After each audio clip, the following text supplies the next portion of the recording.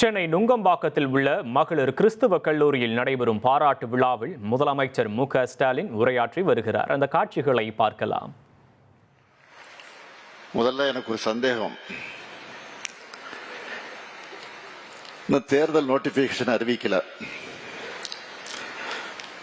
தேர்தல் நோட்டிபிகேஷன் அறிவிக்கிறதுக்கு முன்னாடி தேர்தல் பிரச்சாரத்தை இங்க நடத்திட்டாங்க எல்லாரும். எனக்கு நன்றி தெரிவிக்கக்கூடிய நிகழ்ச்சி இந்த நிகழ்ச்சி.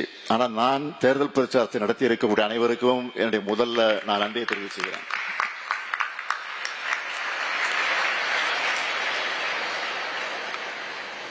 All India association for Christian higher education அமைப்பும் 100 ஆண்டு கடந்திருக்கக்கூடிய WCC அமைப்பும் இணைந்து நடத்துகிற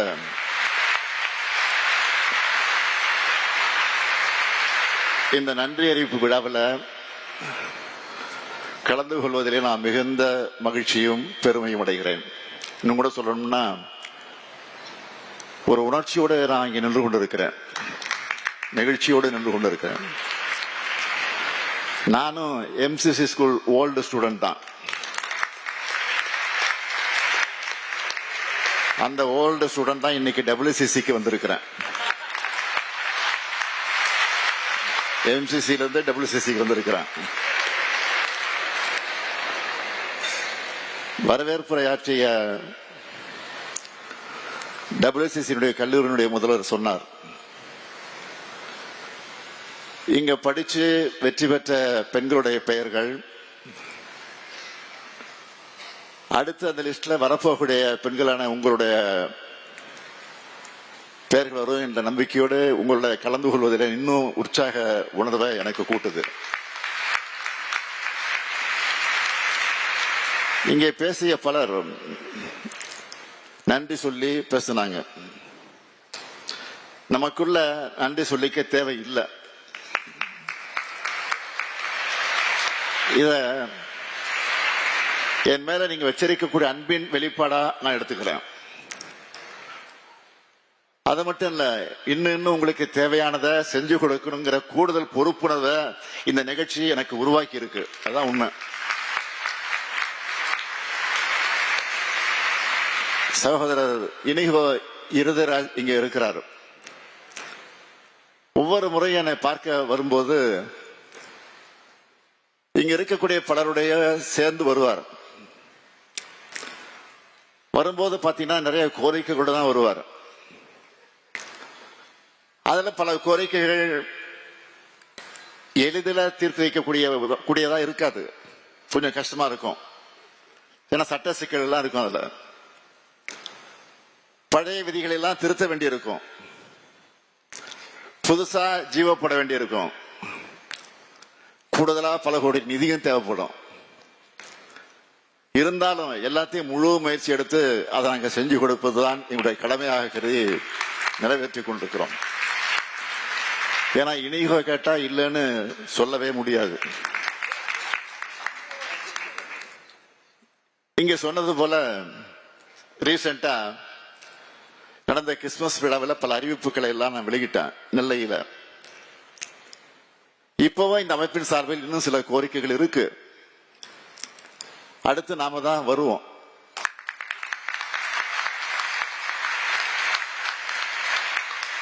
இங்க பேசின பேச்சுக்கள் எல்லாம் பார்த்தா எந்த சந்தேகமும் எனக்கு வரல. அதனால கண்டிப்பா உங்க மீதமுள்ள கோரிக்கைகளும் நிறைவேற்றி தருவோம்.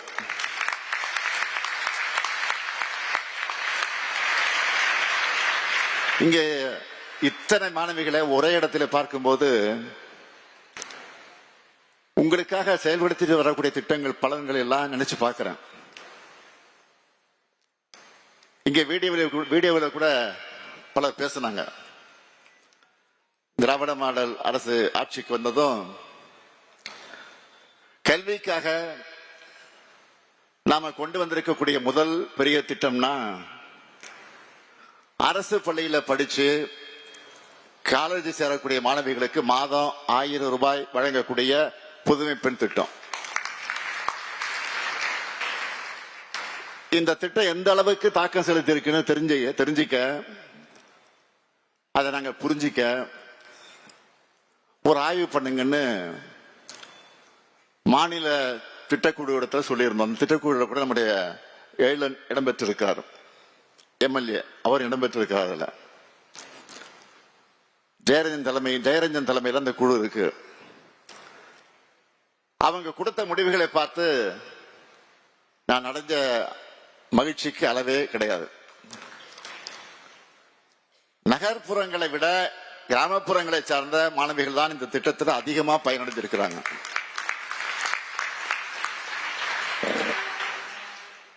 ஏன்னா கிராமப்புறங்கள்ல தான் பள்ளி முடிச்சிட்டு மேல் படிப்பு படிக்க முடியாம ஒரு சூழ்நிலை இருந்து வந்துச்சு.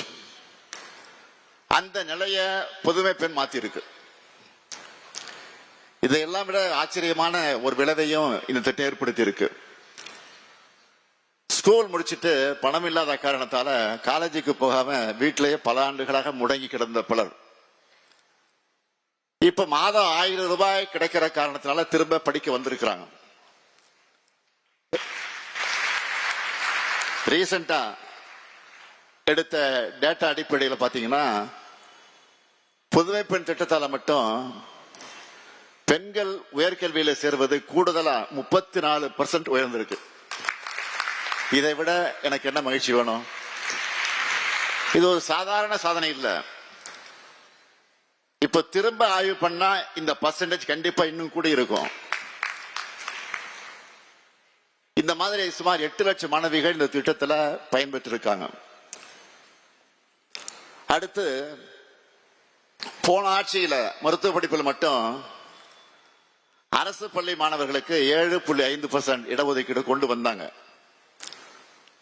ஆனா நாம தான் அதுக்காக தொடர் போராட்டம் நடத்தி அதை கொண்டு வர வச்சோம்.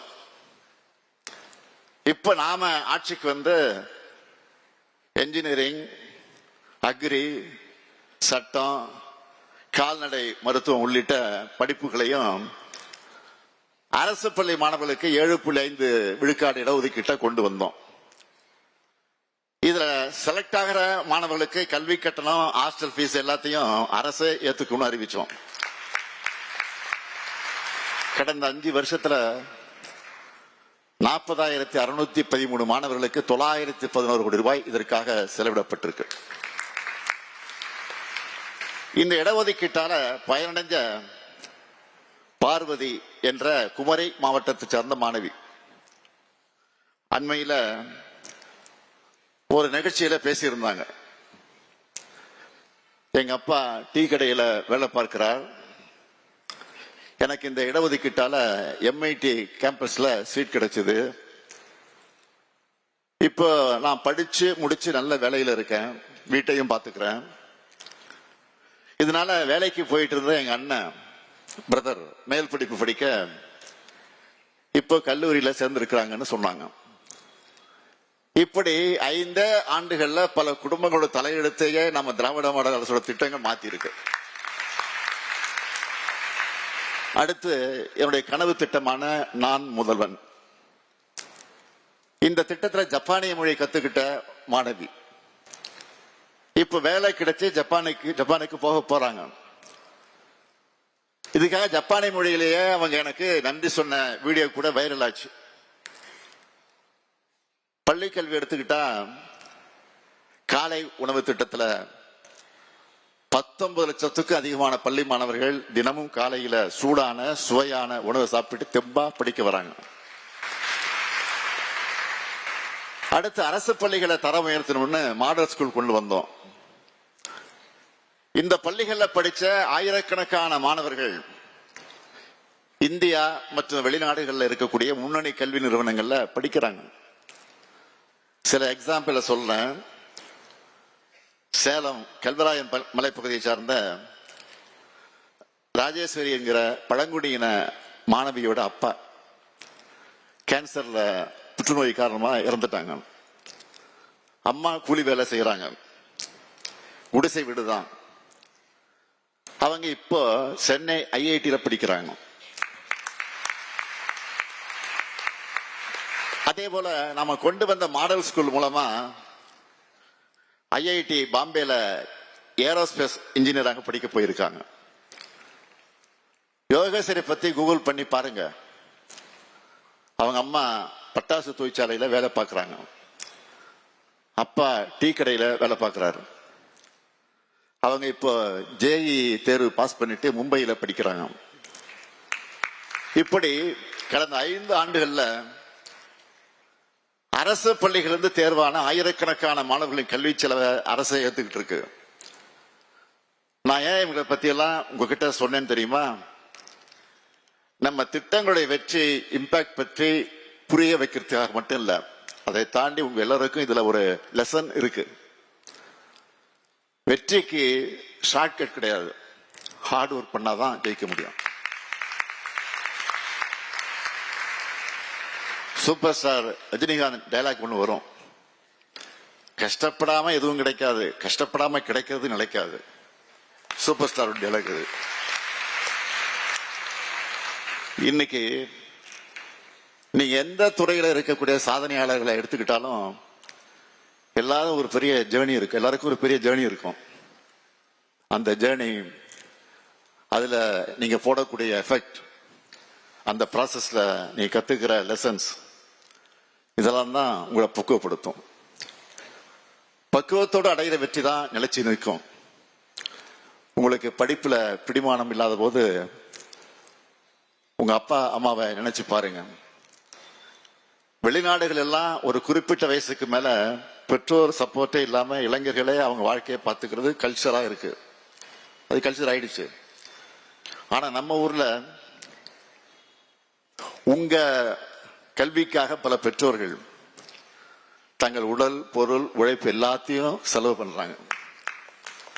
தங்களுடைய வாழ்நாள் சேமிப்பு எல்லாத்தையுமே பிள்ளைகளோட படிப்புக்காக செலவு பண்ற பெற்றோர்கள் இருக்கக்கூடிய ஊர் தான் நம்ம தமிழ்நாடு. அவங்க உங்க மேல வச்சிருக்கக்கூடிய நம்பிக்கையை காப்பாத்துங்க, அதுதான் என்னுடைய வேண்டுகோள். உங்களை பற்றி உங்கள் பெற்றோர்கிட்ட 4 பேர் பெருமையா பேசினா அதை விட அவங்களுக்கு வேற பெரிய சந்தோஷம் எதுவும் இருக்க முடியாது. அந்த மகிழ்ச்சியை அவங்களுக்கு நீங்க கொடுங்க, அதுதான் ரொம்ப முக்கியம். என்னை பொறுத்தவரை பெண்கள்னாலே அழகுதான். அப்படிப்பட்ட பெண்களுக்கு அறிவுதான் உண்மையான அழகு.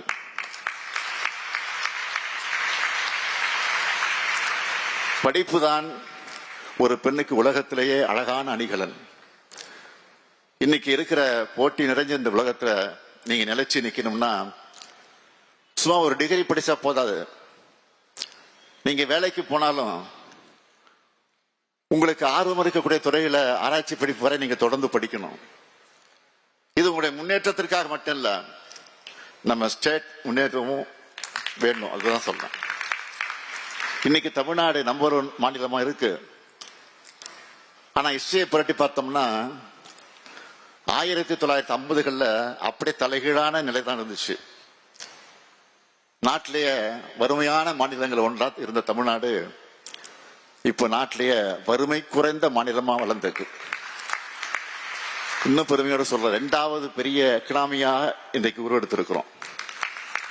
நிறைய தொழிற்சாலைகள் தமிழ்நாட்டை தேடி வராங்க. கடந்த 6 மாசத்துல பாத்தீங்கன்னா வின்ஃபாஸ்ட், டாடா லேண்ட் ரோவர் என 2 பெரிய கார் உற்பத்தி ஆலைகள் திறந்து வச்சேன் 2 நாளைக்கு முன்னாடி, நேற்று 1.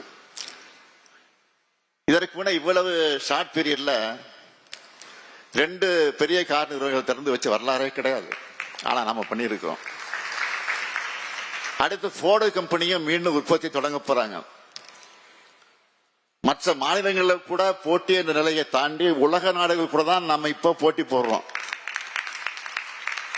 இதுக்கெல்லாம் காரணம் கல்வியில தமிழ்நாடு செலுத்தின கவனம் தான்.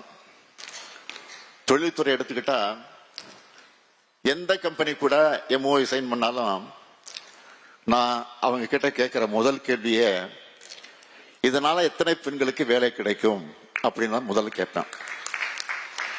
ஏனென்றால் பெண்களான நீங்கள் முன்னேறினா ஒரு தலைமுறையே முன்னேறும்.